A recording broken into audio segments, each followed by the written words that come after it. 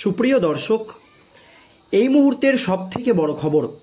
দর্শক, আরজিকর কাণ্ডে মহিলা চিকিৎসকের মৃত্যুর ঘটনায় প্রথম দিকে যখন রাজ্য রাজনীতি একেবারে তোলপাড়, তখনও এমন পদক্ষেপ নেয়নি কেন্দ্রীয় স্বরাষ্ট্রমন্ত্রী অমিত শাহ।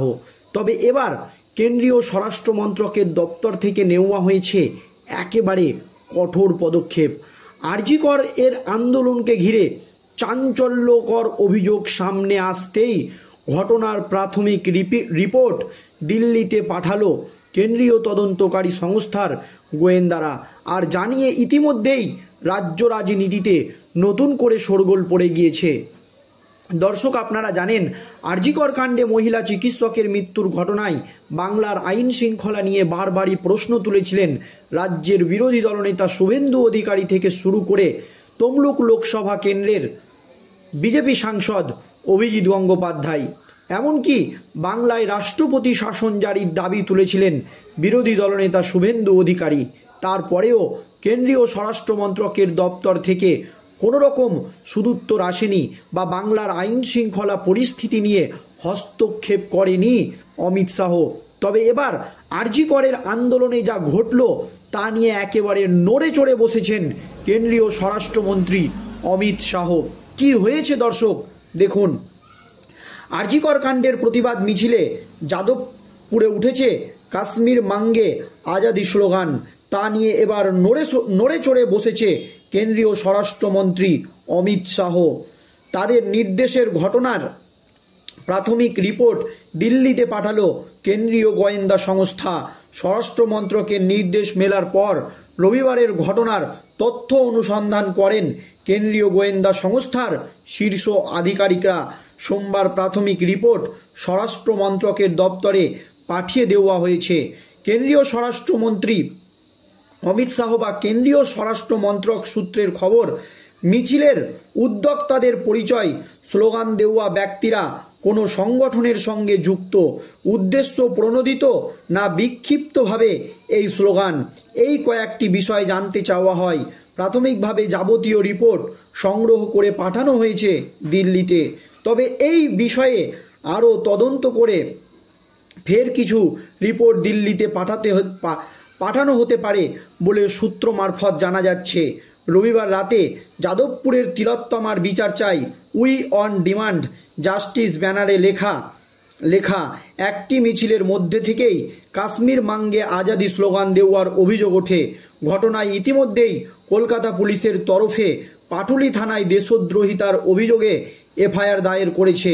স্বরাষ্ট্র মন্ত্রক সূত্রের খবর, এই স্লোগানের নেপথ্যে ষড়যন্ত্র থাকতে পারে বলেই মনে করা হচ্ছে।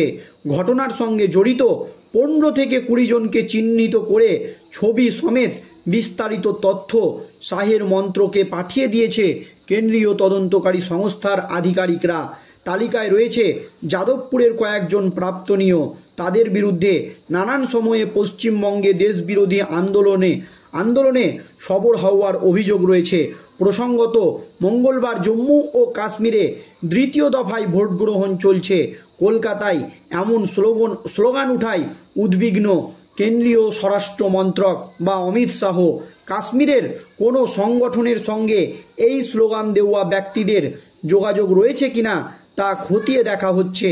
কারণ 370 এবং 35 অনুচ্ছেদের অবলুপ্তির পর প্রথমবার কাশ্মীরে ভোট হচ্ছে।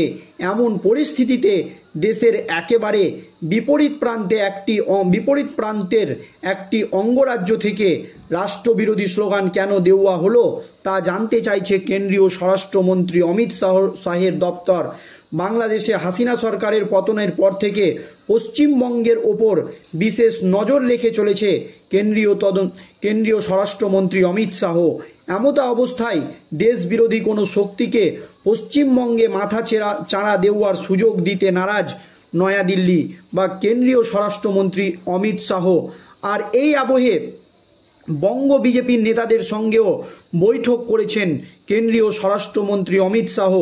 আরজিকর পরবর্তী সময়ে রাজ্যের বর্তমান পরিস্থিতিতে রাজ্য বিজেপির পরবর্তী সাংগঠনিক কর্মসূচির রূপরেখা কী হবে ঠিক করতেই কেন্দ্রীয় স্বরাষ্ট্রমন্ত্রী অমিত শাহ এবং জেপি নাড্ডার সঙ্গে বৈঠক করলেন রাজ্য বিজেপির সভাপতি সুকান্ত মজুমদার এবং বিধানসভার বিরোধী দলনেতা শুভেন্দু অধিকারী। প্রসঙ্গত, আরজিকর ইস্যুতে যাতে রাজনৈতিক রং না লাগে সেই কারণে এতদিন কিছুটা কৌশল অবস্থান নিয়েই চলেছে রাজ্য বিজেপি। সূত্রের খবর, এবার জনসমাজের ক্ষোভকে কিভাবে বিজেপির পক্ষে কাজে লাগানো যায় এবং সেই লক্ষ্যে কি কি রাজনৈতিক কর্মসূচি নেওয়া হবে তা নিয়েই মূলত আলোচনা হয়েছে বলে খবর। সূত্রের খবর, দুর্গাপুজো মিটলেই বড় কর্মসূচি নিয়ে ঝাঁপাতে চলেছে বঙ্গ বিজেপি। সূত্রের খবর, শাহ নাড্ডার সামনে আরজিকর পরবর্তী পরিস্থিতি নিয়ে বিস্তারিত রিপোর্ট তুলে ধরেন সুকান্ত মজুমদার এবং বিরোধী দলনেতা শুভেন্দু অধিকারী।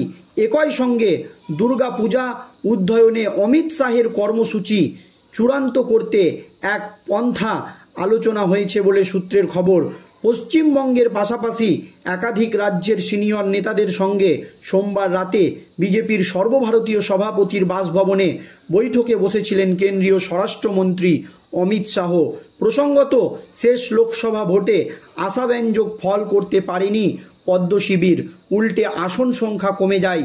26-এ আবার রয়েছে বিধানসভা নির্বাচন, তাই সেই ভোটকে এখন থেকেই পাখির চোখ করতে শুরু করে দিয়েছে গেরুয়া নেতারা, এমনটাই মত রাজনৈতিক বিশ্লেষকদের। এখন দেখার পুজোর পরবর্তী সময়ে কিভাবে নিজেদের সংগঠন গোছায় বিজেপি।